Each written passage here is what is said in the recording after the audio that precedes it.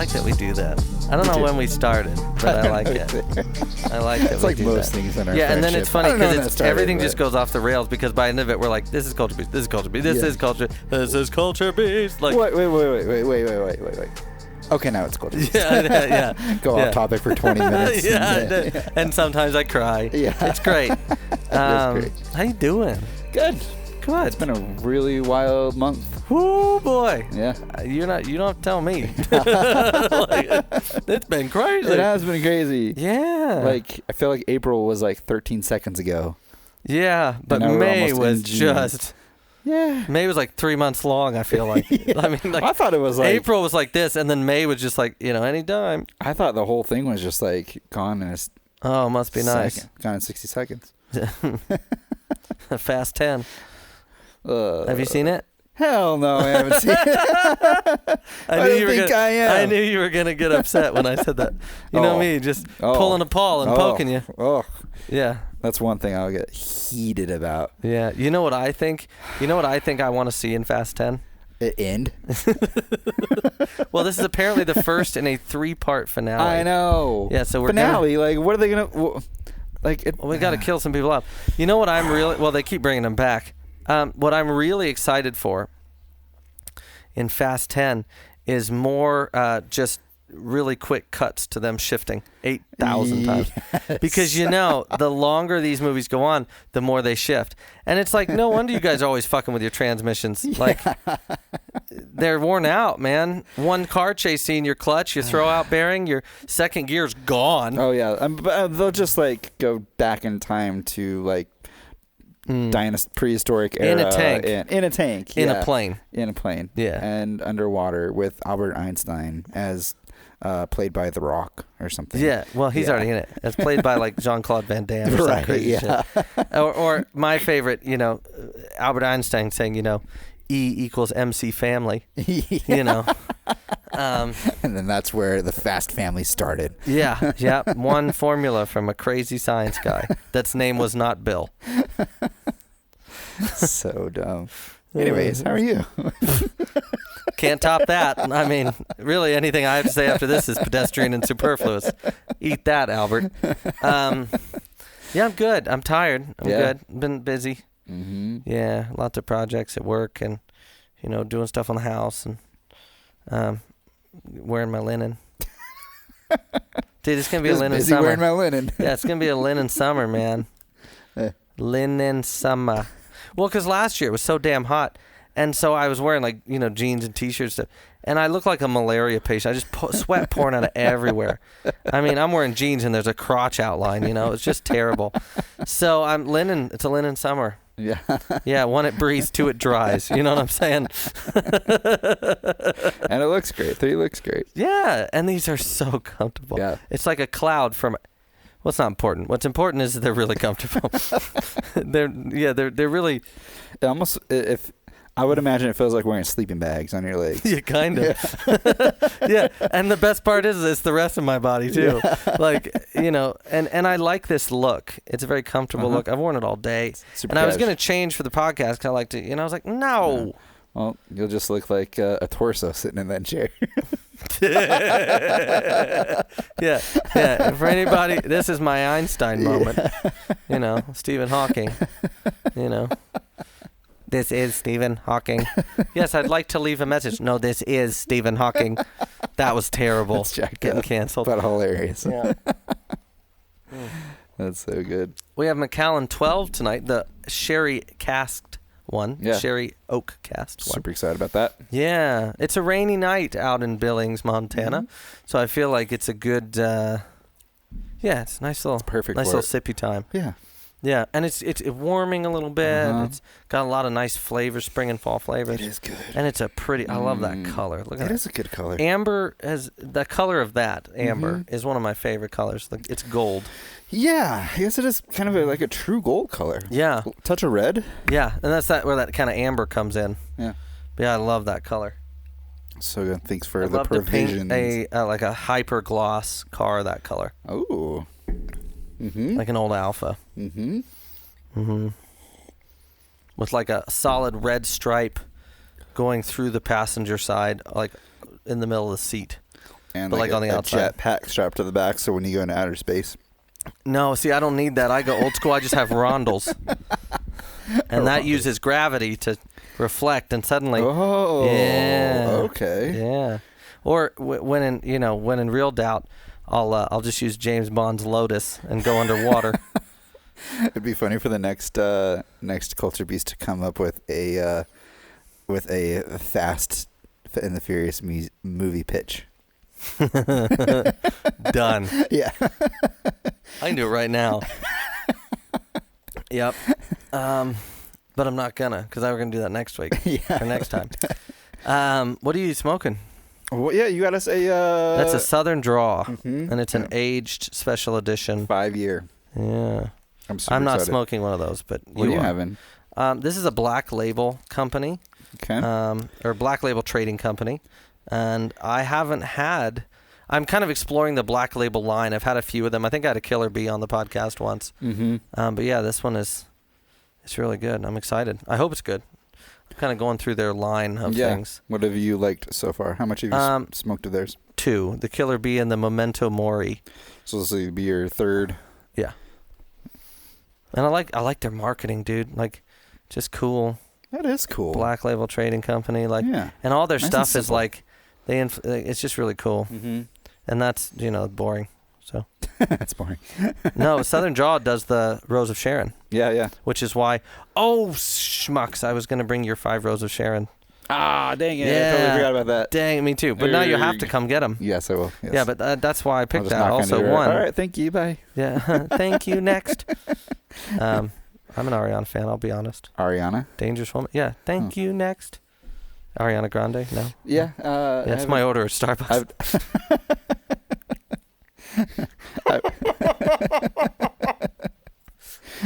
And I'm still waiting. That's terrible. I've literally never intentionally listened to Ariana Grande. Really? You should. Why? Her voice is stunning. Is it? Yeah. No, it's stupid. I don't think I can list one song that Ariana Grande did. Dangerous Woman. Thank you. Next. The one she did with Nicki Minaj about anacondas, which is really about other things. You know, it's funny. I go to say things, and then I'm like, our moms listen to this. Yes, they do. And then I'm like, the other things. You're like, no, please. And, I always know when I've said something, because my mom will be like, I listened to that podcast episode you guys did. Yeah. I didn't like it very much, like, because I'll say one comment in the full hour, 30 minutes, and my mother will be like, I really thought he was going to go places. Not to jail. Well, that was only twice. What are you going to do? Third time's a charm. Well, let's light up and then talk. I have some great topics, all of 2 of them. Yes. Yeah. I have a gamut of things to talk about. Good, because, again, gonna run the gamut, folks. Great, because I let the side down this time. Here? Yeah, let's angle it just a touch. Angle it? Yeah. So on a torpedo, you want to angle it a touch because it gives you a little more surface area. Oh. Trust me on that. This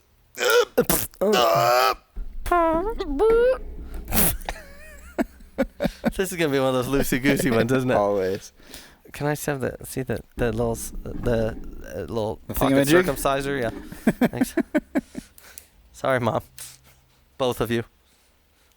You know, it's funny. Your mom has never met me. No. And I don't even know if she knows I exist, but she does now. Because she's gonna be like, "Who is that boy? You're not allowed to hang out with him anymore." Ooh. She always asks about you. Really? Yeah. Oh, that's nice. I hardly ever ask about her. I need to start. She's guilt tripped me. Can I have the pocket sun? Dude. Yeah. Thank you. Well, I'm just. No, it's good. I can only bring so much of my house with me, Paul. I'm just noticing like the. I don't know. I got the stuff now. Because you've always provided. What, herpes? You've always, yes. Like, what is that? I got the stuff now. I got it going on. You've always provided the cigar accessories to me. I know. I'm very proud of you. That's what I mean. I'm like, we were on 2 different pages of 2 different books, weren't we? Mean? I thought you were talking about something else. I thought you meant I got it now, like the tasting. Oh. It does taste quite remarkable.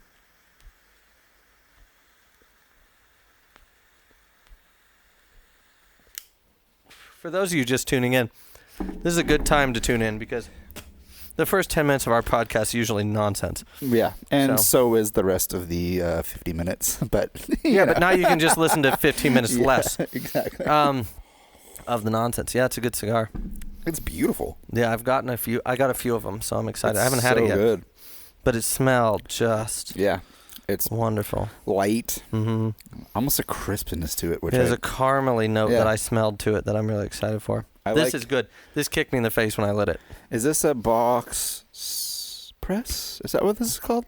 So it's a box press torpedo. Okay. Yeah, when it's pointed at the end, it's called torpedo. I knew there was. And when it's pointed at both ends, it's called a perfecto. A perfecto. Okay. Yeah. Yours is good? Yeah, it's a full-bodied cigar. It punched me in the face when I lit it, so it's going to be a great time. Got all Mike Tyson over there, huh? Yeah, I'm going to be fighting with you and fighting with the cigar and occasionally with, the air. It'll be great. So good. Go ahead. Since you have more topics, you should probably start. Oh, man. A lot has happened. A lot, yeah. Oh, my gosh. Yeah.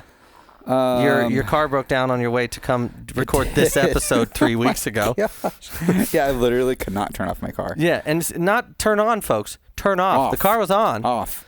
Yeah, just couldn't turn it off. I was almost going to unplug my battery at the gas station, and I was like, what if I am just stuck here at the gas station? Yeah, what if you can't get it back? What if I drive to Bozeman and I can't turn my car back on? So I ended up getting it home, and we'd have figured it out. Yeah, the figuring out part was 2 days worth of figuring out. Yeah. So that's nuts. Yeah, so I ended up having to take my complete car apart, like the lock cylinder, everything had to come out. Wasn't there like a little piece or something? Yeah, there's a little piece that was broken off in there. So thanks, Germany. It was crazy because I was like, I don't know how I'm gonna fix this. So I Googled it. Like, it's a super common problem, and there was a whole bunch of resources for me to fix it. Like, it was a deep when dive. There's pages, you're like, okay, somebody's done this before. Yeah, but it was like I had to buy special tools for it. I had to drill and tap bolts to get them out. I took apart the lock cylinder apart. Like, it was in like 10 different pieces. Yeah, there's a lot going on in there. Yeah, and I'm like, somehow, some way, I got it all put back together, and it starts. It doesn't. There's like a click that it doesn't make anymore. I kind of wish I would. So what you did is you made it better. I made it drivable. Oh God. Yeah. So you're not coming out to our place for a while. I am, absolutely. Okay. Yeah. All right. Providing my car doesn't be dumb anymore. Yeah, providing I'm still here. Gosh. Speaking of cars. Yes. I got the old dune buggy back. Yeah, so that exhaust looks really good. It's really crazy. No, I just spray painted it. It looks great. Thank you. Yeah, and I love that color. Thanks. Yeah, it's been wild, like figuring out like how to wire things and make engines work and transmissions work, and I'm not really mechanically inclined, so well, you are now. I'm learning to be. Okay. I love how you're reaching and I'm like, I refuse. Every time you're like, here, bring it to me on a platter, please. Well, there was that one Culture Beast where I said I wanted an assistant, and what I meant to say was I have one now. His name is Paul. You're just realizing this? No, I said this episodes ago. I was trying to tell somebody about you the other day. Oh, geez. And they said, well, how can you describe him? I was like, if he died, he would be St. Paul of Aquinas or something like that. Like you would, he's just the best of us. And they said, oh, that's great. I said, it's actually mildly annoying, but you get used to it. You get used to the piousness. No, yes. Yeah. It's so funny. Like, so many people say the same thing. I'm like, man, I must be like the worst person. Like, you? Yeah. Why? Because everyone's like, no, we're just like the perfect person. No, but here's the thing. Just so innocent. Most of the time, it's sarcasm. With you, it's not. I know. And that's what we find overbearingly annoying. Like, one of my coworkers the other day, he's like, Paul, plug your ears. I'm going to say something. I'm like, oh, what? Just say it. What do you say? You don't know your ears were plugged. You don't want to hear it. Yeah, I do. No, you don't want to. Can you tell me after? I can tell you after. Okay. Sorry, Mom. I ain't telling you here. Wow. Yeah. But he made you plug the ears because you're St. Paul. Yes. I thought he was talking about you. I'm like, what? He said something bad? I want his name, number, so I can send him a cake. Oh. No, it was a joke that is not repeatable here or. I have a good joke like that. So this, well, never mind. Yeah, save that for later. Yeah. As far as other topics go, I don't know, man. It's like new season. Like things are starting again. Yeah. Motorsports is full swing. Put the Xbox away. That was a good season. I really liked that. Yeah. See, I'm a hardcore. I'm not a seasonal player. I'm hardcore. Yeah. But I know that if I just if I play Xbox all the time, then I'm not gonna devote. Think about selling it. You are? Mm-hmm. Interesting. Yeah. Why? How? Well, I play the same games and I don't really play that often anymore. And I've got this $300 piece of equipment sitting there collecting dust, and which could be money in my pocket. Yeah. So I don't know, maybe. Interesting. Okay. But yeah, motorsports starting up. Yeah. Yep. And the new update dropped today for Forza, update 11. It's Explore the Horizon. So there's a bunch of like overlanding stuff you can put in your cars and your trucks, and you can change the wheel size. That's interesting that they're doing like categories now. Mm-hmm. Yeah. Before it was like the rally adventure, and then it was like the nights at midnight at Horizon. So it's pretty cool. That is cool. Yeah, man. Like Formula One is in full swing. WRC is in full swing. Romagna got rained out, which was nuts. Yeah. It's flooding over there. Isn't that crazy? Yeah. Yeah, it's too bad. And now we are to the crown jewel of the Formula One calendar. Monaco? Grand Prix de Monaco. Yeah. And, I'm really excited. That's next week. Is that this weekend? I think it might be. I think it's this Sunday. Yeah, I think it is. I'm going to watch it. I know that. Formula1.com. Mm-hmm. $9 a month.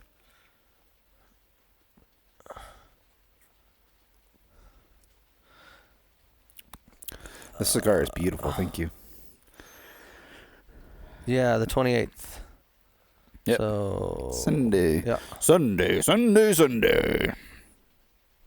How funny would it be if somebody did a monster truck state fair? Like, it'd be really dumb. It would be hilarious. Yeah, it starts. So practice 3 is in 8 hours. Let's see. The race is at Sunday at 1500, which is, I don't know what that is Mountain Time. Isn't 1500 like 3 o'clock? My time, 7 a.m. I was close. Yep. That's when the race starts or practice? The race on Sunday. I have a friend, a coworker of mine, who they have a Formula One, like fantasy Formula One thing. Fantasy Formula One? Yeah, and you like get points and like win money and stuff. Weird. I think we should do that next year. Okay. I wasn't aware, but I think we should. I guess, yeah. Like it's like fantasy football, and you do all the stuff, but it's fantasy Formula One. Huh. Yeah. Interesting. Yeah. Okay. Yeah. I've never done fantasy football. Me either. But I think if we're going to do a fantasy anything that doesn't involve things we can't talk about in front of our moms, we should probably do fantasy Formula One. Yeah. I wonder if there's a fantasy WRC. Might be. I mean, if there's a fantasy Formula One, there's a fantasy. And if not, you should start one. Yes. You'd make so much money. You probably would. You probably would. People love that. They like to feel, even with any kind of sport, I feel like the fans like to feel involved. And that's why fantasy football, I mean, it's a massive deal. Oh, yeah. It's a massive deal. Yeah. I know nothing about it, but it's a massive, I know that because people freak out. Yes. And then they'll be huddling and they're like, well, I got 2 points last time because for this. Yeah. And then he kicked 2 returns. And I'm like, great. Yeah. And all these like old fat guys are like, well, our team did this and we did that. We lost this player. And then player. you look at it and go, if it didn't involve donuts, Bruno, I don't think so. You're in your little Smokies. That's what you're doing. Okay. Yeah. Listen, Slim Jim, calm down. Listen to your brisket. I love how we're both pleasantly plump, rain on fat guys. I don't say that Denver is my team or that like my quarterback. Do you watch football? Every once in a while. Who's your team? I don't really have a team. Exactly. Yeah. Apparently, you need to play fantasy football, then you can build a team. Yeah, I like your own team, I guess. Yeah. You know who I like? The Seattle Bay 46ers or whatever. I don't know. 76? No, that's basketball. Yeah. No, I don't. I was making a team up. Gotcha. No, I was a Steelers fan for a while. Oh, yeah? Yeah, I was a big fan of, when Roethlisberger had like Hines Ward, Jerome Bettis, like that when I was a kid. And my dad, that was kind of what. Yeah. But I watch college football just because I feel like it's more interesting. Yeah. I don't have a team. I just like it. Yeah. I mean, I'll catch up on games every once in a while throughout the season, but I'm not like I don't know. You know what I'm going to take up, though, watching? Is Premier League soccer. Oh. Football. Uh-huh. Man, is that exciting to watch. I've never watched a full game. It's exciting. Really? Yeah. Huh. My good friend Ollie. Yeah. Ollie. Ollie the lad, as he is on my phone. Oxenfree? No. It's Ollie. Different guy. Oi. It's fine. Oh, okay. We drank a lot. But yeah, so it's he's a avid watcher of the Premier League. Mm-hmm. And I'm a big fan of Ted Lasso, so I feel like it's meant to be. Perfect. Yeah. I watched a lot of baseball. I love baseball. We were going to go to a game, and we never did. Yeah, there was supposed to be one, I think, today? Not today. Not since it's raining. Can't get the grass wet. wet. It's nice to, like, just turn on baseball out here and just watch a game and build a car. So you're building a car. The game's in the background. You're not watching it. I'm watching a little bit, yeah, catching glimpses here and there. I watched a full game the other day when I was working on this That'd be fun to turn the race on in Ranch. It is. Mm-hmm. It's like, I've done it. I have the T-shirt. I watched Formula Drift while I was finishing up my wide body and painting my car. Yeah, that's cool. It is fun. Yeah. See, you're doing I'm doing a wide body. I'm doing a dune buggy. I'm doing brakes on a Nissan Titan. I mean, like that's why I turn off my Xbox in the summer, right? Because if I didn't, then I would be playing Xbox in the time that I would be. Like I want to play real fours in the summer, you know. So speaking of cars, see, like that segue? That was nice. Way. Aston Martin has revealed the DB12. Yeah. And it's a DB11 with a nose job. And the funniest thing is their marketing campaign is like a new standard in automotive design. Yeah. Where? It's definitely had some work done. Is it like a different green? It looks like if the DB11 had Botox and then tried to get excited. It's just permanently like, yeah, wide-eyed. Yeah, it had some surgery and now it can't show expression anymore. I mean, it's a beautiful car, the interior, they brought back actual buttons. Yes. I'm about that. Absolutely. That interior looks great. And that sloping console that's like here instead of here. Yeah. I love that. Yeah. The interior is great. The color, obviously they debuted it in British racing green, in a British racing green of some sort. But yeah, I mean, a bigger grille and slantier lights. They basically just made. Oh, I can't say that. They basically just gave it a facelift. Yeah, I love how you knew exactly what I was going to say. This freaking guy. Holy. Dude, I'm having a great time, okay? I've missed this, and I'm excited. I'm buzzing. I'm positively buzzing. Oi. But yeah, I'm really excited about it. And I'm interested to see if they're going to do two different engine options like they did last time. But I hope it has a V12. And I hope so too. I hope that it's because the DB11 you could get sideways and roast the tires, and I hope they kept the fun aspect of the Aston. I'm sure they have. Yeah, and I hope that I get that they're very excited about their flagship, but I think the Vanquish is the prettiest Aston they make. Oh yeah, absolutely. And I really want them to bring back the Rapide. The 4-door Aston. They make a SUV. Bring back this because that was a beautiful car. Yeah. I wonder if they'll ever get into like a heritage car. I wonder if like supercar manufacturers or like those brands would ever get into making heritage cars again. Well, Ferrari does. The SP3, the new one, is based off the old SP1. Right. I mean, and it's gorgeous, but it keeps like they had this like scaffolding in the back of the SP1, and it's got that. Oh, interesting. Huh. And the Countach. Yeah. Which you hate. I do. Well, nobody's perfect. That's true. St. Paul. Confess to me your sins forgive me. of liking the Countach. Forgive me, brother, for I have sinned. I like the Countach. I like it. I do. You'll have to say 7 Aston Martins and 4 Toyotas as your repentance. You have to recite the first 7 pages of the manual for the Toyota Prius. If that's not punishment, I don't know what is. Glossaries included. Glossaries included. Warranty information included. Not the warranty information. I don't know why I made it a little boy. That was dark. I apologize. Oh, no. Oh, gosh. I'm sorry, Mom. Both of you.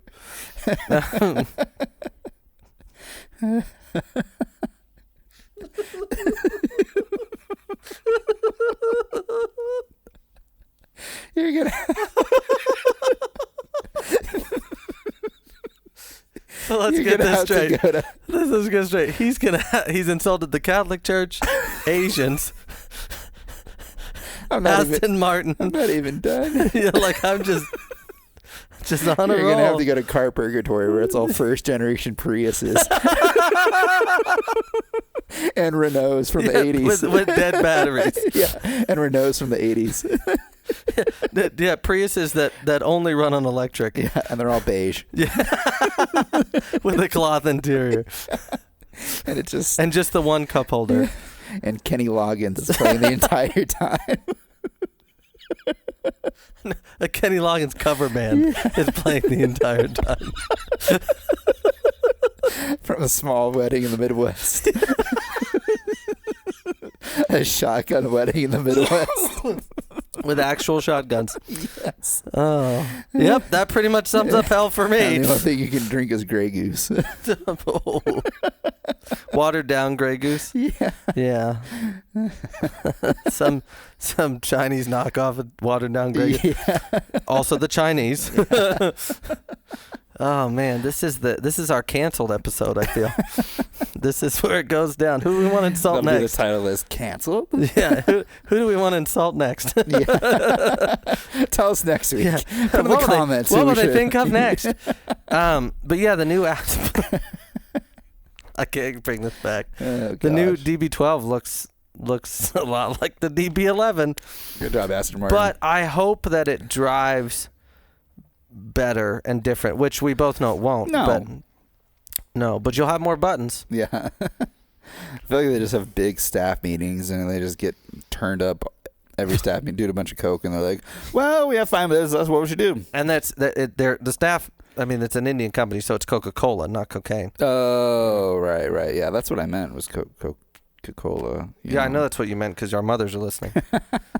Exactly. Are you guys censored? I mean, kinda. Yeah. Oh, you guys have staff? No, we have moms. Could you hand me the lighter, please? Hey, ding! Fries are done. But yeah, I'm really disappointed in Aston Martin here. Like, it's just annoying. Yeah. Because like they could have gone. Because remember when the DB9 came out, and everybody was like, "Holy smokes, this is amazing! It's gorgeous." And Heinrich Fisker was like, "Thank you, I know." And then the Vanquish came out, and the Vantage came out. No, the Vantage came out, and it was gorgeous. It was such a beautiful design based off the DB9.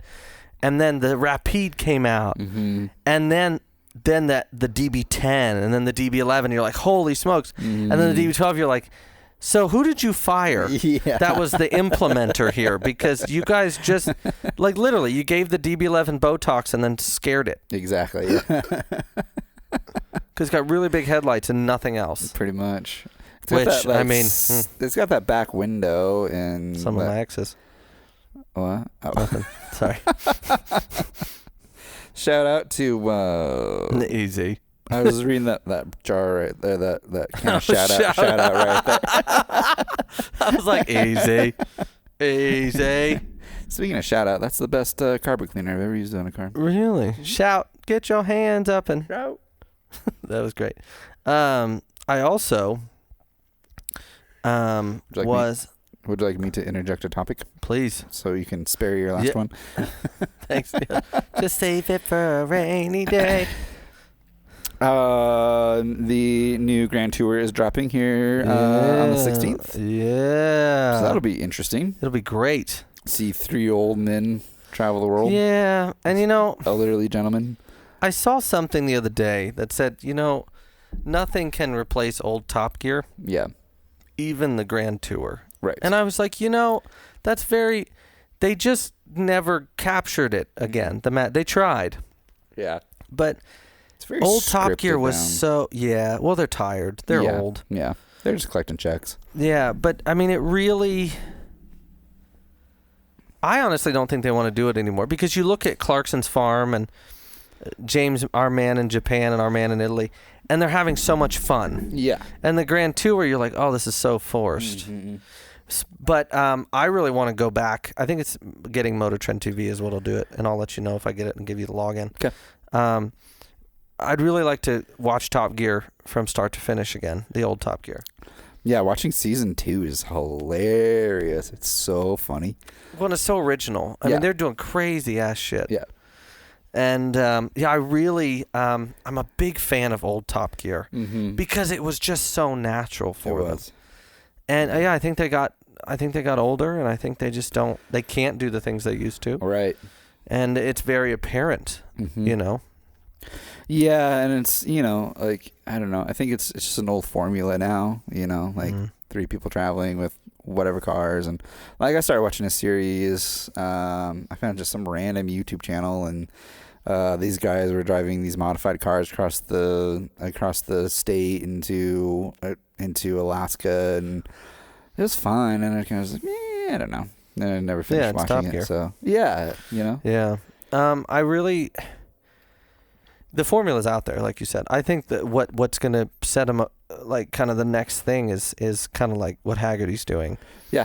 Good reviews, good car, like, Barn Find Hunter, and the next big thing. And like that's I think that's where the future's going. Also, I think we need it'd be really fun to do like a show where a bunch of guys come together and form a racing team and do a season of WRC or GT1 or I mean GT3 or something, like Formula One something. I think that'd be wicked. Yep. Like follow a grassroots team trying to make, Yeah. I think that'd be a wicked show. I think the next step for, I hope Haggerty does something like this. Somebody does something like this, is like a 10-part miniseries of a show of the life of, no, I don't. I'm trying to think of I guess there's so many topics that you could do, like Petter Solberg or who is the who's the guy who wrecked into the wall at the Formula One racer? What? Gosh, I'm trying to think of Eccleston? No. Ayrton Senna? Yes. Yeah. Do like a life, like an actual show of him. Oh yeah. Where it's like actors acting. Like, yeah, they're doing a Formula One movie. Yeah, but I'm talking Brad Pitt's in it, which is hilarious. Yeah. Well, he drives like he went on a track like. Yeah, I'm interested to see what they do. I would like to see a miniseries on Schumacher. Yeah. Because because they did Drive, which is Hunt and Lauda. That who I want to see, Jim Clark. Yeah, I'd love to see a miniseries on Jim Clark. Like an interesting, like a historical, like Band of Brothers, something like historical. Exactly. Yeah, where it's like it's a 10-part series. Like every month or every week, it's a different episode, and it's following their life. Like I think that'd be a really cool thing that there's nobody's a lot of doing. subjects. There is. Miko, Ken Miles, Carroll Shelby, Ayrton Senna, Michael Schumacher, Lewis Hamilton, Nico Rosberg. I mean, Paul Newman, Steve McQueen. They raced. Yep. Paul Newman was good too. I would love to see a miniseries on Paul Newman's racing career. That'd be cool. yeah. So like starting from like when he was a kid, you know, and actors portraying that, and then he gets into like karting, and then when he gets into racing. Yeah, what brought him to racing? Because there's so much drama in it already, you know, like the failures, the successes, you know, and then like how they fade out their careers. Yeah. Like, I think that'd be wildly interesting. Well, and like some of them, like Paul Newman, Steve McQueen, Patrick Dempsey, they are doing motorsport while having very successful and active acting careers. They're busy. You know, they're always doing something, you know. Yep. I think I would love to see a Henry Ford miniseries as well. Yeah. That would be cool. They're doing a movie, I think it's out now, about Lamborghini, like how Lamborghini broke from Ferrari, and what's his name's in it? Matthew Hiddleston or Tom Hiddleston. Yeah, and I like that there's more like Ford versus Ferrari really kind of set like a different tone in automotive. We've talked about that at length too. Exactly. Yeah. That's what started me on this path of thinking like, man, how cool would that be if somebody did this? It really would be cool, and I think it's a unique idea, and it's fresh enough that it would work while still maintaining a formula that would draw people in. Yeah, I think that's a great idea. I think we should do it. I would subscribe to a channel that did that. I think we should do it. Yeah, we could figure out how. Yeah, don't worry, you figure it out. I'll get the money. You're better at scripting than I am, though. Well, I mean, I can help write it, but we'll get people for that. Yeah. I'm just good at, pitching ideas. Yeah. Yeah. We should do it. I'm good at names. That's true. You are, and like emblems and insignias and logos. That's what the word I would have gotten there. I mean, The Gentleman's Gamble is a work of frickin' art. Thank you. And the name included. Yeah, that was good. And it's your Christmas present finally showed up from Australia. What? Yes. Okay, yeah, let's do that. Prost. Yes. Christmas in May. No, I to segue into that, I'm really interested in this Formula One movie. Because apparently they're really taking it rather seriously. Are they? That's good. That's what I hear. That's good. I mean, Brad Pitt, how seriously can you take that? But pretty seriously? Yeah, he has moments. Yeah. I mean, Legend of the Fall was amazing. Yeah, but most movies he's done is good. That's fair. Bullet Train was garbage. I didn't like it. I never saw it. That's fine. So I'll agree with you. Yeah. Trash. Sweet. Throw it up. I also think, in regards to things coming up, is that Haggerty's really, those reviews with Henry Catchpole? Yeah. They've been cranking those out. Uh-huh. Yep. And like there's new cars coming out all the time. I mean, manufacturers have really been crazy. Yeah, I'm excited. Reviewed the McMurtry. Yes. Did you see that one? I haven't yet. No. It's really fascinating. His that take car on is just. And I'd love to hear, because his take on the Valkyrie is, I think that Valkyrie little interview, like review he did.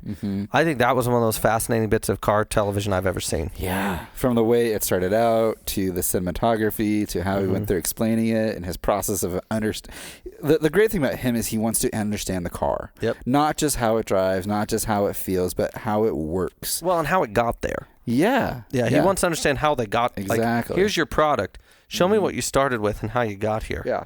And he did that. I mean, he went around with the chief engineer. Yep. About why they did what they did. Yep. And then he takes that knowledge and integrates it into his driving and into his experience. And it's like there's no other car reviewer that dives into it as well as he and does. I've said that on the podcast. I don't think there's anybody better than him. And he's so entertaining. Yeah, and it's pure unbridled joy. Yes. That he gets to do this. Yes. So good. It is good. What have you been listening to? Ooh, man, I've been in kind of I don't know. I've been trying to find new stuff, but I just really haven't. I've been listening to mostly just, I guess I've kind of been bouncing back and forth between a lot of stuff on BBC Radio 1, a couple shows on there, and then I've started really kicking off the iconic summer playlist. Yep.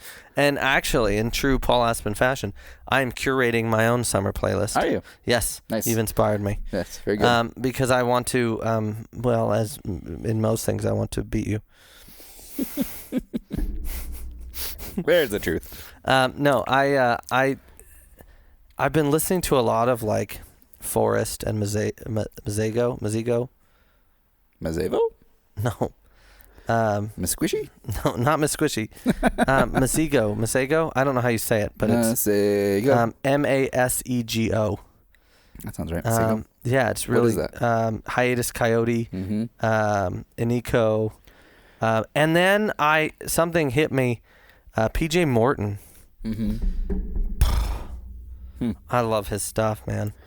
And it's like vibey and like feels it's really good. I'll Feels play good some in your after. soul. Yeah, and I'm just about that. Like this summer for me is about just being comfortable in my skin. Yeah. And hence, linen. Yep.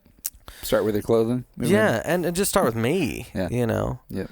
But yeah, I'm curating my own summer playlist. I love that. I'm excited to see what divulges from it. Yeah. Oh, also I've been listening. Alan Alda, who played, most importantly, played Captain Benjamin Franklin Pierce, Hawkeye Pierce in MASH, the TV show. Yep. Very big actor and comedian. Has a podcast called Clear and Vivid. Yeah. And the podcast is all about connecting and communicating and how different people do it. Interesting. And I'm on like there's like a lot of them because he started it several years ago, but I'm on like episode 4 or 5 and it's really good. Interesting.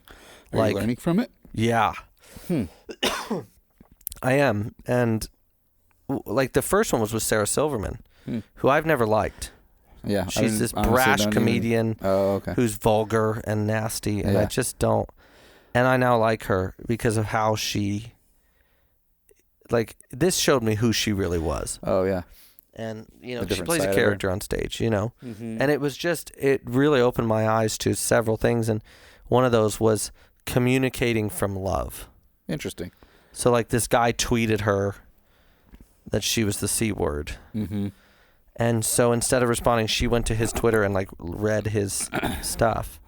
And noticed that he was angry and he mentioned back pain. And she said, and her response was, like, I'm really sorry that you're in pain. Like, what's going on? And she opened this dialogue with him. Wow. To where, like, they still communicate. Wow. And, like, he has back pain and, like, is overweight and all this stuff. And, like, she helped him find, because he was sexually abused as a kid. Right. And she helped him find a group, like, in his area. And, like, she could have, just for views and entertainment, gone off the rails. And she's a very smart comedian. She could have roasted this guy. Yeah. And she chose love.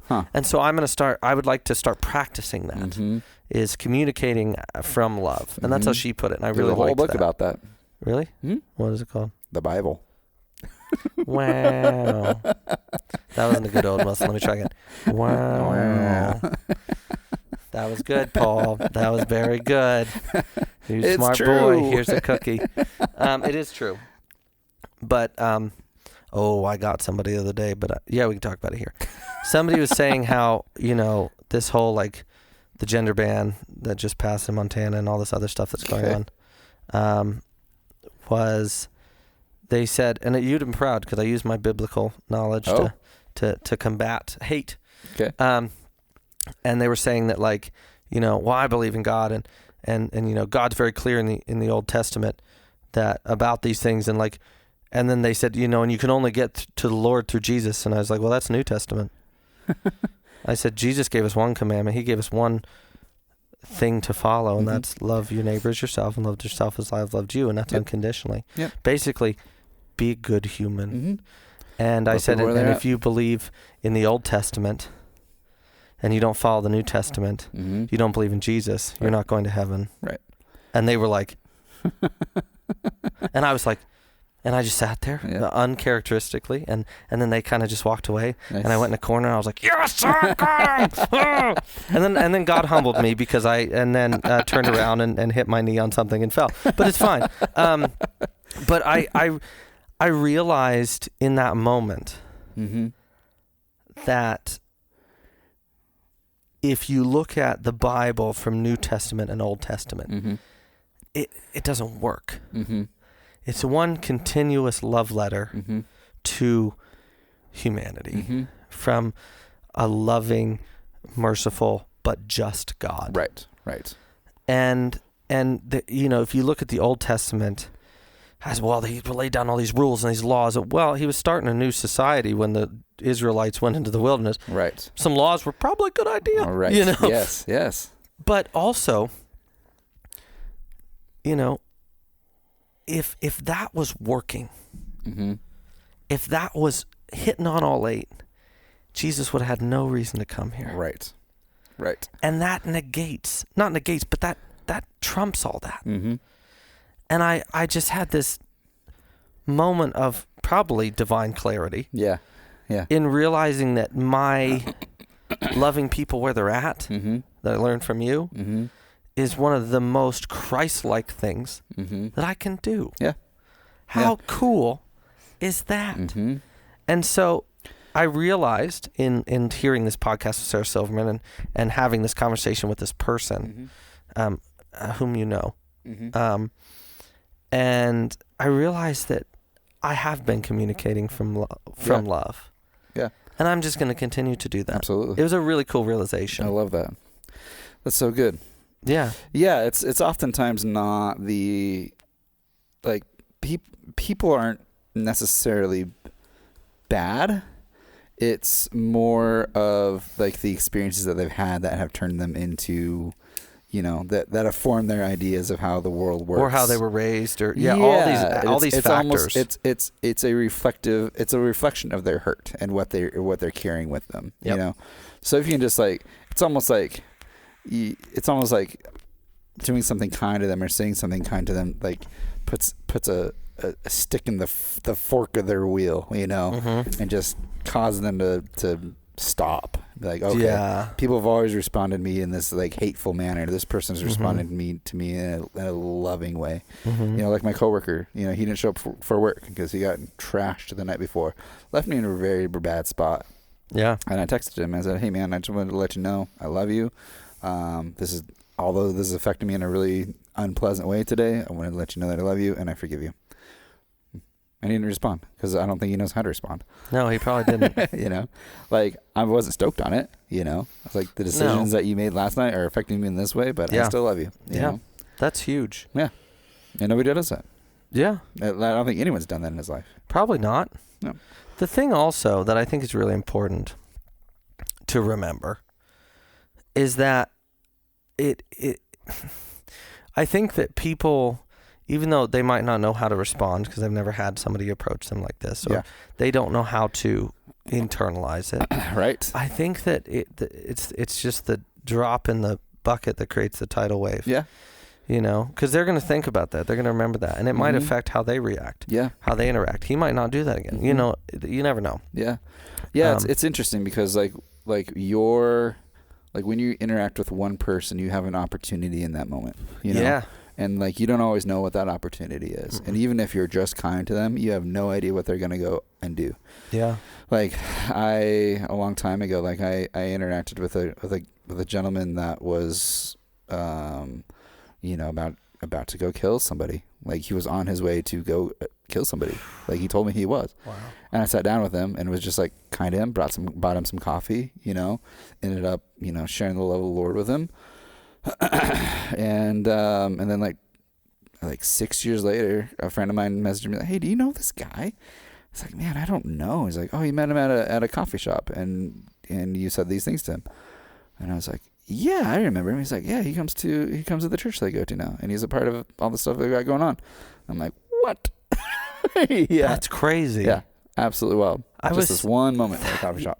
I was sitting in the cigar lounge with some friends, and this new guy I didn't know. He's a friend of my friend Spencer, who's a missionary and a theologian, and you want to deep dive in the Bible.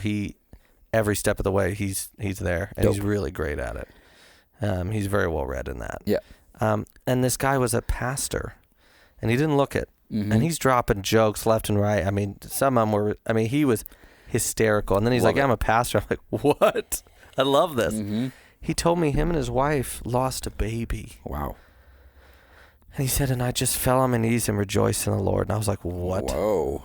And he's like, "Think about this." He goes, "Think about it. My baby opened their eyes, and the first thing they saw was Jesus's face. Wow. How can I be mad at that?" Yeah. And I was like, you and I are very different people. Like, I would not respond like that.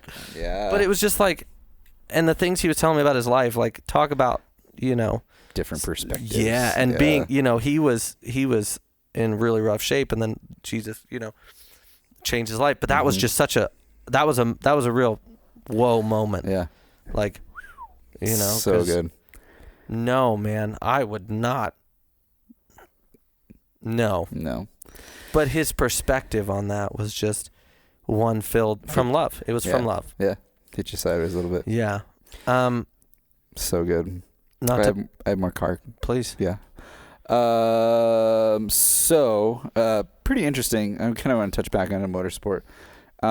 There was a Formula One driver. I took some notes on it, but I can't remember who it was. But he said, rally drivers are the most talented drivers in the world. He said that him and another Formula One driver. Who was this? Oh gosh, I can't remember. It was just recently that I heard this. So Kalle Dominance, right, 2022 WRC champion.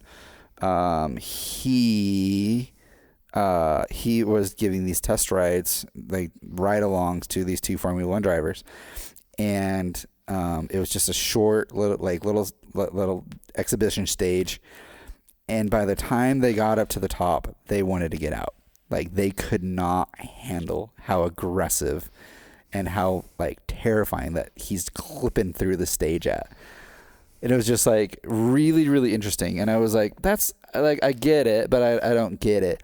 And then Kalle Dominance entered his first drift event in Japan and won the whole thing. Yeah, didn't he? Yeah, he cleaned house. Yeah.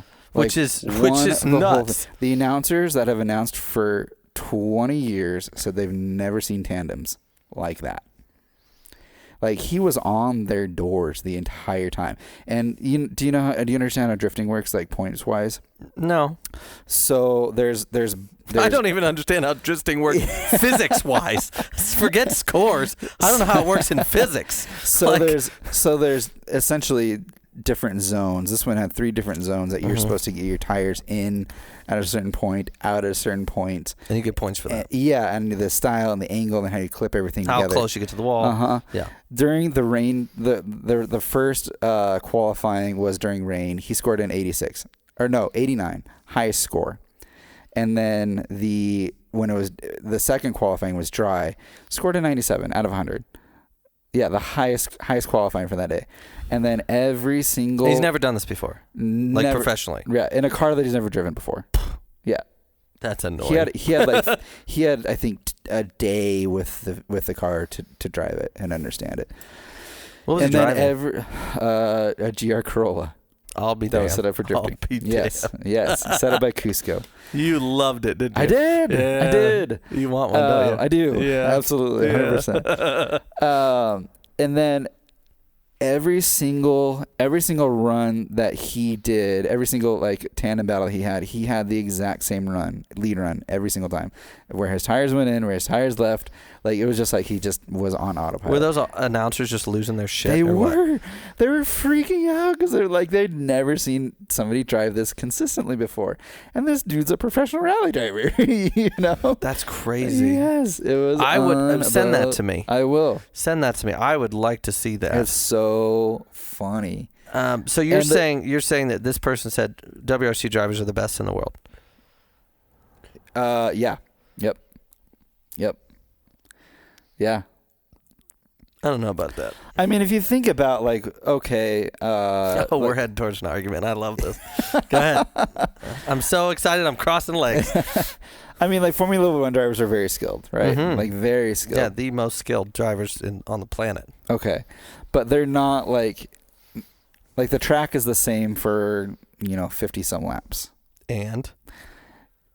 It's just the same. Like, you have to remember but it's the same at 200 plus miles an hour with 30 other people doing the same thing. Right. WRC gets to what? 90? No, like 120. Still. With changing variables, rocks they have to miss, trees they have to miss. Yeah, well, we've seen some of the videos. They don't always miss them, do they? Right. Yeah, but I'm like the best of the best. Are they open cockpit? No. But is Formula One technically anymore? No. They have that fucking, excuse Halo. my French, sorry, Mom. They have that visor now, which is, it's so annoying. It's stupid. Stupid. And they have the bar in it. Stupid. Yeah. But you imagine like WRC, their reaction has to be crazy. Like their reaction time to the changing circumstances. And it's not the same grip level when they went through the first stage. And sometimes it's raining, sometimes they get halfway through the stage and it's dry, or there's snow, so they have to constantly be changing their driving style to meet like what's in front of them, even if it was different like the earlier in the day at 120 miles an hour. The only reason I'm annoyed right now is because you're starting to convince me. That's it. I'm really getting annoyed. But I mean, like the world is starting to wake up to rally and what rally is, like the world's starting to take more notice of what WRC actually well, and involves, after that performance at Formula Drift. Yeah. Like the announcers were like, all the Japanese drivers need to step up their game. Like they need to. Because this is what they do for a living and he's better at it than they are. Yes. Like. How old is that guy? 22. Yeah. Which is, for me, 32 is annoying. Yeah. and these guys have been driving Formula Drift for, like 10 plus years, and all of them are like everywhere, like, and he's just dialed so consistent every single time. How's your cigar? I want to interlude for a second. Yeah, it's beautiful. Is it? Yeah, it's good smoke. This is whooping my butt. It's a full bodied cigar. It's peppery. It's bold. It's great. Yeah, but it's like I'm having a great time. I'm definitely tingly. And I haven't had a full bodied cigar in a while, and that's why I wanted to have one. I made a mistake. Good. I'm glad you like it. It's so good. I wanted to catch it halfway through. Yeah, I appreciate it. It's smoking well. Yeah, it is. Yeah, I'm good. Really excited. If I may. Yes, please. You've semi-convinced me, by the way. That's annoyingly so. Okay. But thank you. I want to talk about Chem Block for a second. Yeah, go ahead. I think we might be on the same page with this. Okay. What a legacy, first of all. Yep. And to see his daughter and his wife take up the mantle in different cars. Mm-hmm. See, I'm going to get emotional because his daughter's driving the Porsche up Pikes Peak. Mm-hmm. Yep. His wife is doing that kart race that he was supposed to do. Mm-hmm. And they're both competing in rally this year in the ARC. That to me, we talk about legacy a lot on this podcast. Mm-hmm. And I'm a big fan of legacy and what you leave in spades. Mm-hmm. I mean, that is a legacy. Yes. Where your family and the next generation of your family rises to take the mantle and do it well. Apparently, she can drive. Yeah, they both can. She took 4th overall at the Oregon rally last weekend. Yeah, 4th overall. And she's relatively new to motorsport. She's young. I mean, she's she's grown up with, but you know what I mean, like on her own. She did a lot of karting. She's run up with a lot of karting.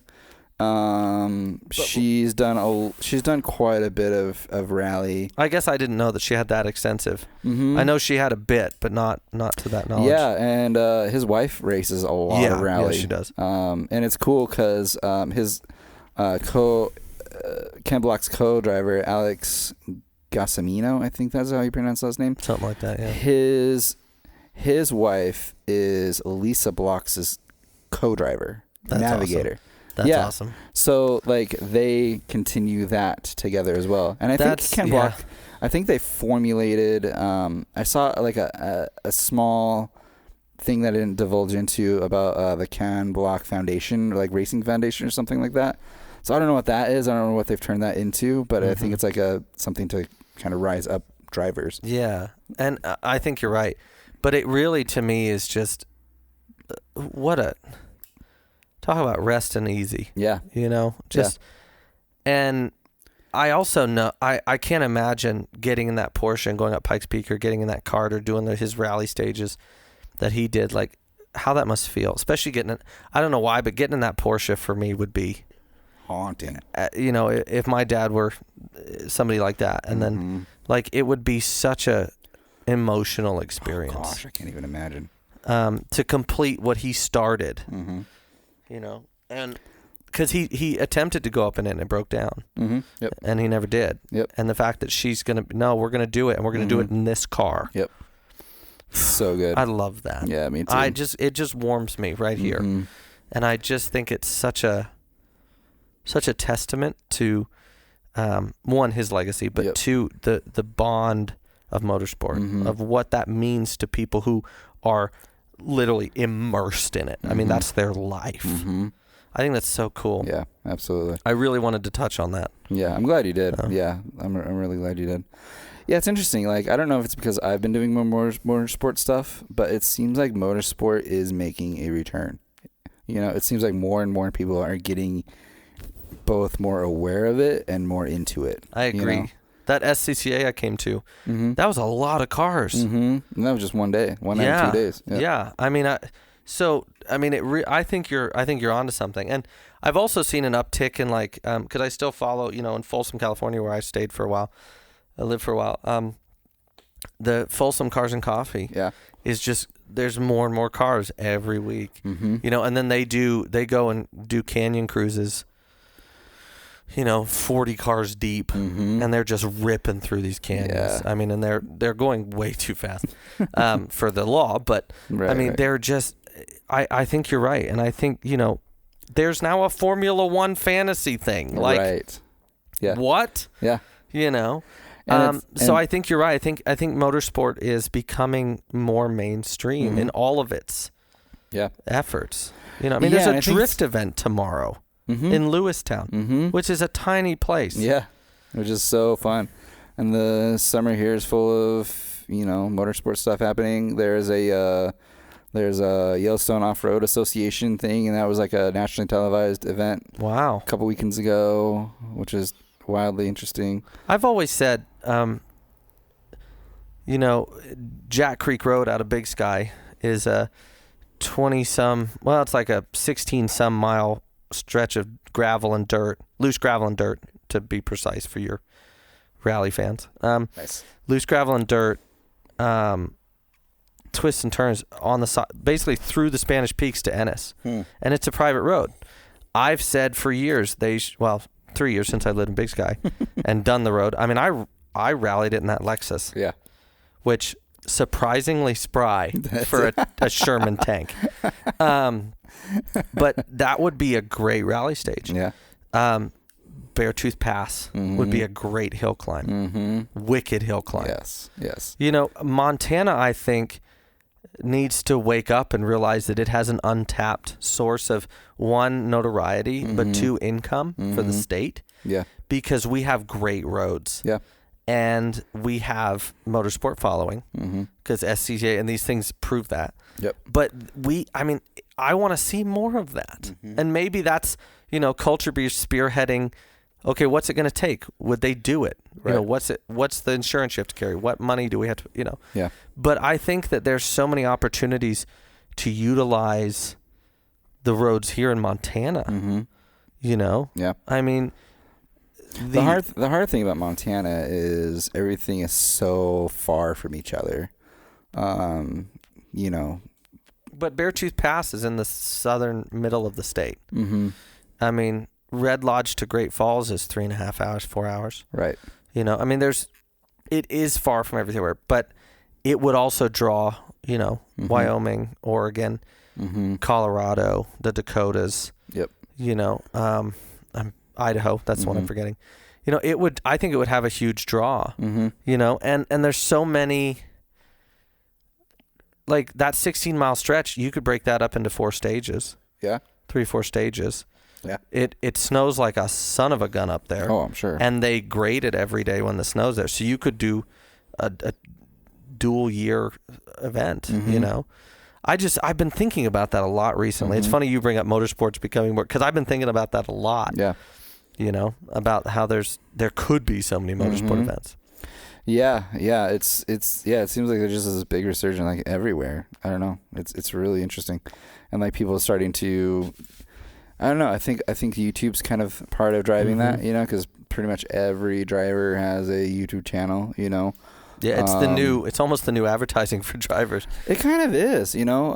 I don't know if you're familiar with Adam LZ and like Jimmy Oaks. Yeah, Jimmy Oaks I've heard of. Adam LZ I've heard of. Again, I don't know much about him, but and it's these kind of like more popular YouTubers, but they have like they create fun content, and like just like a month ago or 3 weeks ago, there was the Matsuri in Japan, and they all flew over together, bought chasers, and made all this content together, driving on Ebisu circuit, Wow. Yeah, just drifting and having fun in Japan, and I think it's, I don't know, part of it is really, really good in showing that that the world is smaller than what we think, and things are a little bit more obtainable. I agree with that. But also, there are YouTubers that just buy and buy and buy and buy and buy and buy, and that's not the reality for most people. They'll, Amelia Hart, she started with just kind of grassroots drifting, and now she's like all in supercars and acting in Hollywood, and so she's kind of like gotten away from like reality, her roots. Yeah, and it's hard to like get excited about her content. Amelia Hartford, yeah. I was about to say Amelia Earhart. Hartford, yeah. Went down over the Bermuda Triangle in like 19 something. But okay. Yeah, so I don't know. But YouTube is definitely kind of helping kind of draw those strings together. And, Kalle Dominance has one. Peter Wark. Well, and we're seeing that in available races too. I mean, they're doing a Vegas night race road course. Yeah. Like unheard of, but it's going to be wicked. Yep. And so we're seeing a resurgence of, kind of, I think, at least for Formula One, because that's more my expertise versus rally, WRC. But we're seeing a resurgence of the good old days where they would just cordon off roads and just go, okay, go. Yeah. And I love that because road courses, I mean, there's something to that. Yep. And the only NASCAR races that I like pay attention to are the road course ones. And they had a New York track at one point, a DC track, stuff they were playing around with. And it's like, why not? Yeah. Have you seen Trog, the Race of Gentlemen? No. So yes. Yeah. Yes, it's amazing. It's so cool. That's me. Yeah, me too. I want to go so bad. And so if nobody knows what Trog is, it stands for the Race of Gentlemen. As soon as I didn't know it was Trog. I just knew it was the Race of Gentlemen. Yep. But yeah. It's all cars from, I think the cutoff is like the 40s. I think you can't. It's all pre-war cars. Yeah. You can't have a car past a certain date or a motorcycle past a certain date. It's all coach-built cars. It's like grassroots, like hot rods. Yeah. Yeah. And so it's primarily in New Jersey, I believe, on a beach in New Jersey, and they just race. They just drag race. And there's a girl that jumps in the air and they waves the flag. Yeah, and pin-up girl. Yeah. Yeah. And they all kind of dress the part. Yeah. And it's a very, they have goggles and it's a very period appropriate, and you can tell that they really care about that. I would love to go. That's one of the events that is just so well curated and so well understood by the people that get into it. It's just, well, it's like for motorcycles, the gentleman's ride. Right. Yeah, exactly. It's just like a pure essence of people, of car enthusiasts coming together for a certain cause and event, Yep. Just beautiful. I think beautiful. It's great. Yeah. And you know how I feel about pre-war cars. They're just, I've ranted and raved about them on the podcast. Just how I love the different designs of different coach builders, but the amount of time and energy and effort that went into making it look just like that. Yeah. From these two hands. I love that. And I somebody said to me the other day, you just need to buy one. I think I want to build one. Yes, absolutely. I think I want to get an English rolling wheel and a bunch of sheet metal, aluminium, And I think I want to build a pre-war car. Yeah. I would put a more modern engine, but I would put like a straight 6, just because like back then it was like straight 8s and stuff like that. Like keep that, obviously I'm not going to do sleeve valve or anything because that's a lot of maintenance. Yes. And they're hard to find. But like, some of my favorite cars in designs of all times were, the 36 Avant Vasson, 35 Delahaye, 36 Auburn Boat Tail, like there was just the SSK from Mercedes from the late 30s. The more I think about it, I would have to build it to get the experience of just, I mean, I get goosebumps thinking about it and talking about them because it was such a different thing. Yeah, it's such a tactile experience, and it's different from how cars are made now, because then like there was hands involved in building this thing that you got to then interact with, as opposed to now where it's like robots and machines that are doing the work assembly for line. you, and the human element is removed from it. One could say, Mr. Aspen, that coach built cars or pre-war cars were half intentionality and half design, functionality. But they came up with some wicked crazy stuff. And the I think one of the primary differences is that the world allowed for them to dream. The world allowed for them to experience imagination. Yeah. Have you? Whereas now there's regulations and road regulations and how high the headlights can be and how much the car can put out, emissions and smogs and all those things that just kind of ruin things. Ruined is the right word. Dilute, maybe I should say. Well, I think it's ruined. I'm trying to find. There's a pre-war car. I think it's a Bugatti. Yeah. No. Excuse me. It's the 25 Rolls-Royce Phantom. Had round doors. Round? Round. Why? Check them out. Because they're gorgeous. And if you think about it, you put the hinge. Dude, how much more room do you have getting out of that car? Round doors, suicide style. You have so much room getting out of that car. Man, what a beautiful car. Yeah. Holy. Look at that hood ornament. Oh, my gosh. And that's the other thing. Getting to design and put on a hood ornament. Yeah. Round doors. 1925 Phantom Rolls-Royce. Holy smokes. That is a gorgeous car. And I think there's something sensual about the rolled fenders of there's something. I don't know how to emotionally respond. Exactly. To this car. Because that's my. Oh God, I'm getting excited. That's my whole point. Is that there's an emotional response to those cars. Yeah. I know people that get, like our friend Tyler gets an emotional response when a muscle car rolls up. Right. You get an emotional response when a JDM car rolls up. Right. But these cars not only register an emotional response, they trigger an emotion. Right. Like, that's different. Right. Emotional response. But, like, you feel something. Yes. An emotional response. You're like, wow, that really speaks to me. I just want to look at it. But an it. emotion. Like, those are cars you can just stand and look at. Yeah. And there's something sensual about them. And not to be weird, but, like, there's something, like, the back of that, too, with the fin. Mm-hmm. Like, and another, one of my, the Bentley, the Bluebird Coupe. Are you familiar with the Bluebird? It was a racing. It was a racing chassis. Let me find out. That's a docuseries that I want to watch. Is how whoever invented that car or whoever designed that car went through the task of it. You know what I mean? Mm-hmm. Let me see if I can find it. Can I have a little more, McAllen? Yeah, here. You're not gonna finish? No. I had Taco Bell last night. I'm a bit. Yeah.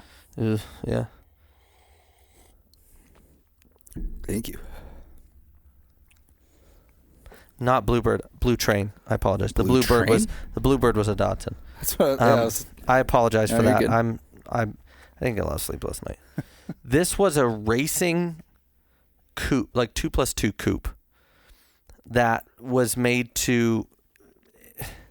It's a 1930s Bentley, and then it's a complete one-off build. Okay. Why did my phone just do that?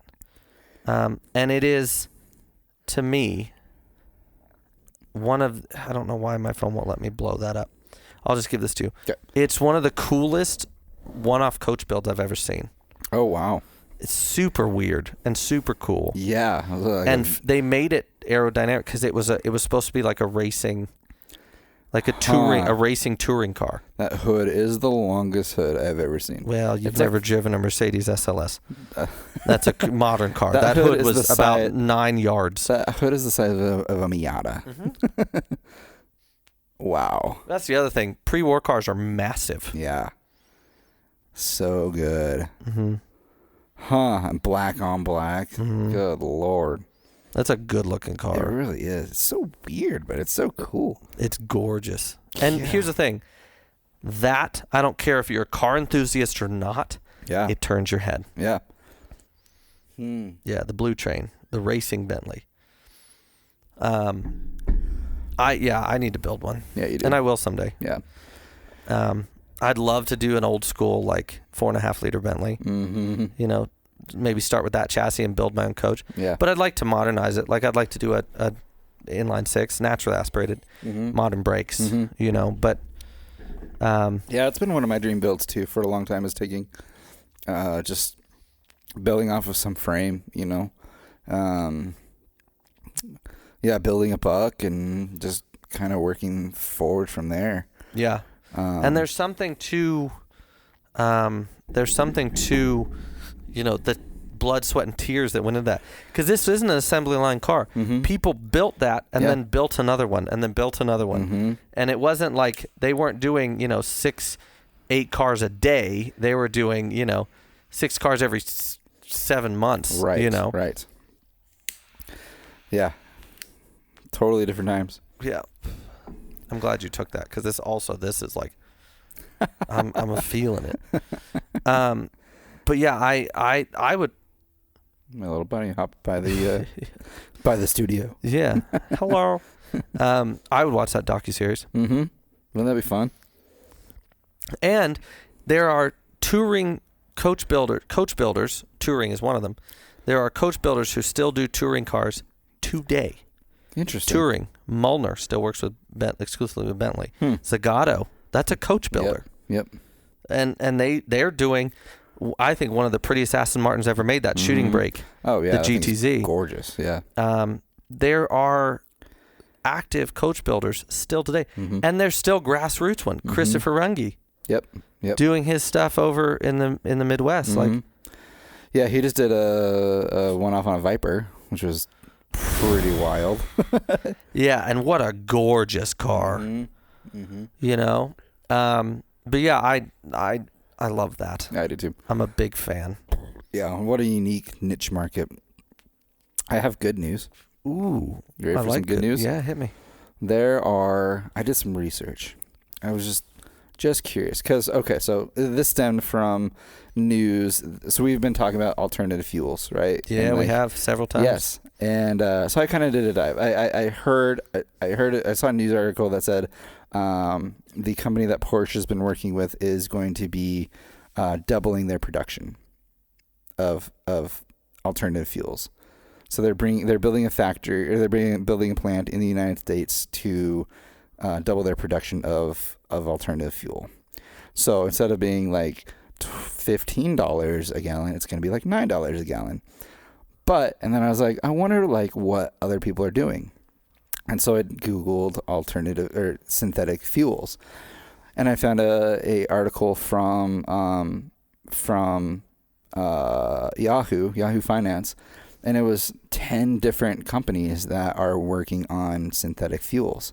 And it'll never happen. No, so there's one company that I looked into. It's called Salo. It's a publicly traded company. I bought stock in it. I love that so much. Their approach is really, really interesting. Okay, hit me. So they have built a plant here in the States, and their plant is building the plant. So they have the machines on site that are building what they need to build the fossil fuels. They're the supplier of the plants. Yes. That's brilliant. Yes. So their growth strategy is like building the chemical companies that supply the chemicals for the oil fields. Like right. That's brilliant. Right. Not to go the other way with this, but yeah. Right. So like they built a plant, and then they built the robots and the machines that are building the things that are going to build the fossil fuels or the alternative fuels. I hope this works. Yes. I'm just because every time Audi, which Porsche, Volkswagen, this was years ago, and I've talked about it on the podcast before. I saw an article about how Audi had successfully synthesized gasoline, and then that's the last thing I saw. Yep. And that was ended real quick. Mm-hmm. But I think because the OPEC was like, we're not going to allow that. Mm-hmm. But now with this 2035 date of the ban coming, right, I think they've realized they don't have a choice. Right. I'm warming to this. Mm-hmm. I think that that's really fascinating. The most interesting thing on that list was Exxon and Phillips 66. Well, if they're smart, they're going to change too. Exactly. Because they're going to go where the money is. Exactly. If there was a way to synthesize petroleum. Mm-hmm.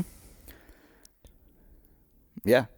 And that's what they're doing. And the greatest thing is that you don't have to change anything to your car. You just put it in and it works. A lot of almost everything we use has petroleum in it, mm-hmm. right? If they can synthesize petroleum, mm-hmm. this is a rabbit hole that I don't want to go down right now, but I just want to put this idea out here. They could probably make it to where it is biodegradable. Mm-hmm. Yeah. So these companies, some of these companies on this list are working to make hydrogen fuels. Wow. Mm-hmm. Hydrogen-based fuels. So the future's wild, man. Right? Right?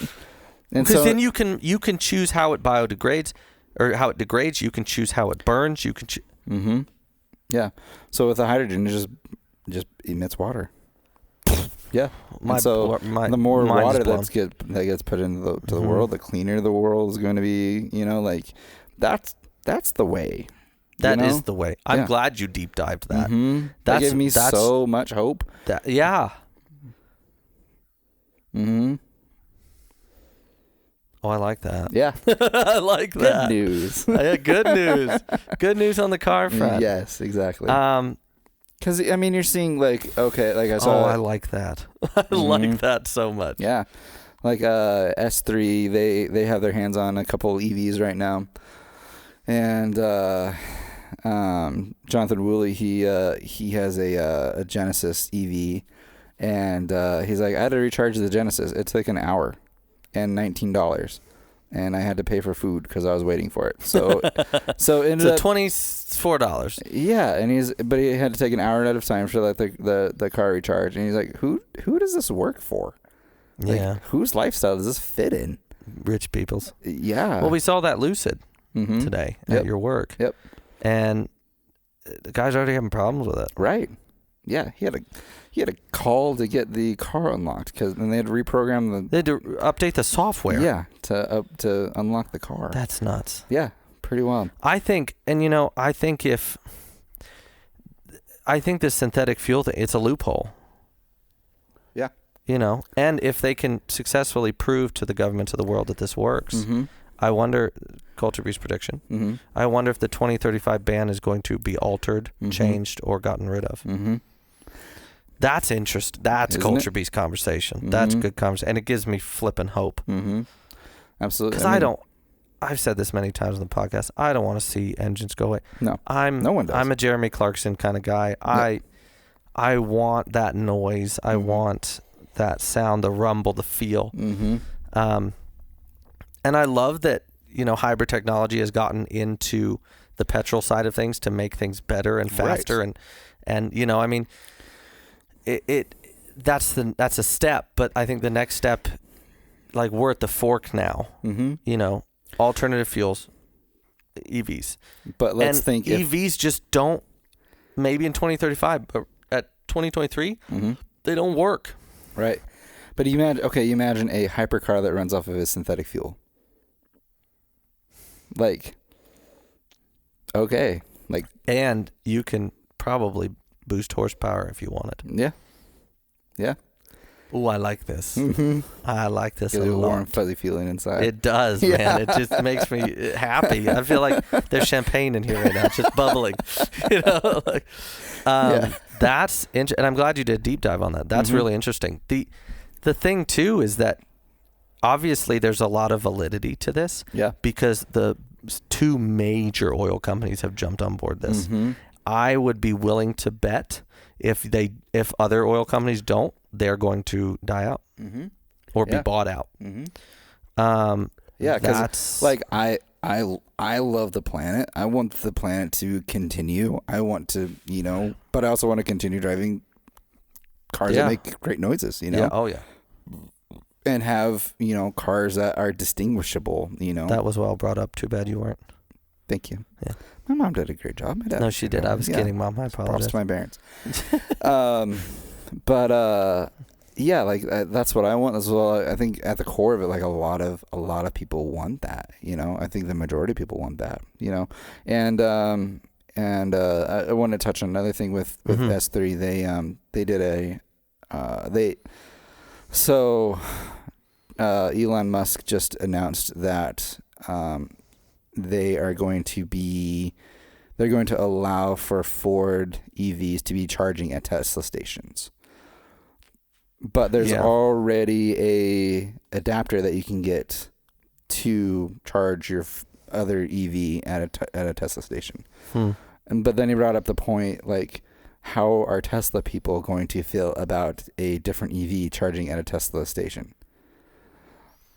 And then you think, like, nobody cares. Who cares? Yeah, I was going to say. Well, but with fuel, with actual gas, like, you pull up next to a clapped out Ford Fiesta, and then you have like a new Maybach, or you have it doesn't matter who's at the gas station. No. Like, everybody can share in that experience in getting gas, Man, that is the way. That's the smart future right there. No pun intended. That's heavy. Mm-hmm. Good stuff. Send me that stock information, please. I will. Thank you. Yep. My mind is blown. I'm reeling from that. Yeah. Like, I had other things I want to talk about. They're gone now. Like, I can't remember what they were. Yeah, so I hope those trends keep going. So, I think that's a good place to end. That's a bombshell. An old nut bombshell. Wow, that was the best Jeremy Clarkson I've ever done. That was pretty good. Yeah, except that one time when I took a picture and I used the face app and I made myself old and I looked just like him. That was awesome. That was pretty funny. Yeah.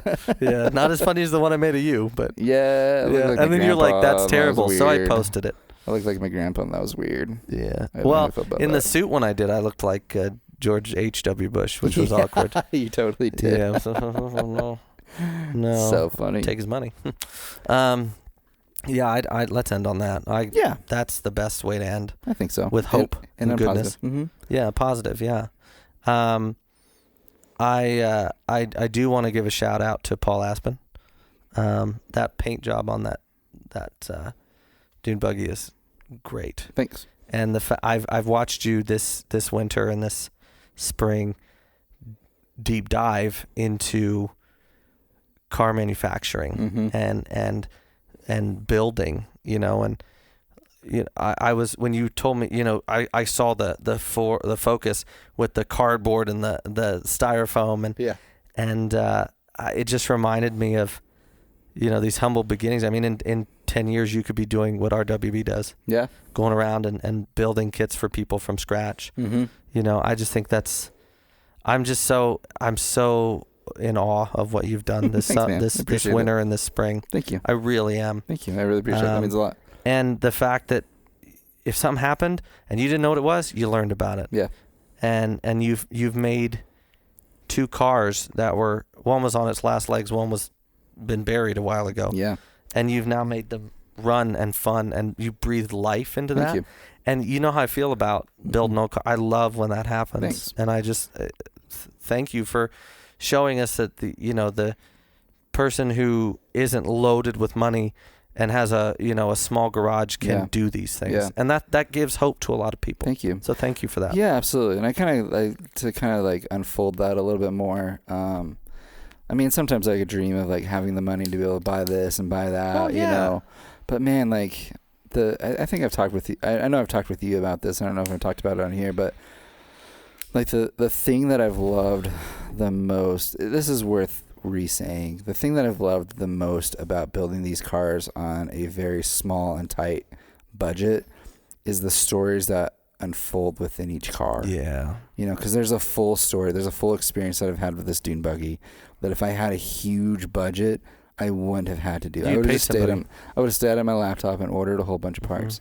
And or just I've put had them to on. just like Send it to paint, send it to wiring, all that exactly stuff. pay someone to do it. But there's like now there's this thing that I've created with my hands, and there's other people that I've brought into the process, and there's people that I've met through it for like getting used parts. You know, that I've just had to forge together to make one car. You know. So there's this whole experience that's wrapped into this car. There's an experience that's wrapped into the Focus, and it's things that are still, their stories that are still being told. The Celica. Yeah, I mean, there's all these things that are just kind of wrapped up into. There's all these stories and experiences, and on the backside, it's like the encouragement that it gives to other people and the stories that it draws up. Mm-hmm.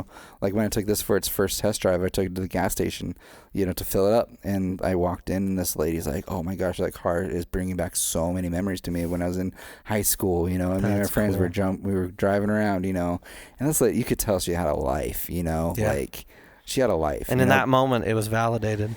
Yeah, it welled up this memory of emotion. Joy. Yeah, And that's actually the greatest place to end, because that's why we do this. Mm-hmm. That's why the Top Gear boys do this. That's why Henry Catchpole and RWB, Nakai-san, and all these people. Mm-hmm. That's why they do what they do. Yeah. Ken Block. That's why he did what he did. All the way down to Ken Miles, to Jim Clark, to Michael Schumacher. Mm-hmm. That's why they did what they did. Yeah. And there's something to that. Mm-hmm. I mean, it's an overwhelming force. Yeah. And that's what brings car people together. Absolutely. Yeah, cars aren't just for the individual, it's for the collective. It's not meant just for you. It's meant for other people too, Yeah. And it's such a joy. On that note. Thanks for everybody watching. Thanks for watching. Thanks I totally for forgot listening. we were recording for a while. That's the best kind. A shout out to the moms. Mm-hmm. We'll be back here soon. Yeah, we'll be back up in Bozeman Yep. in the next week or 2 weeks. Yep. And thank you. This is Culture Beast. Bye. Boop, boop, boop. Not again. No. That's trademarked. We cannot use that. That was the Japanese karaoke version. Does that work? Sure. Perfect. Roll it.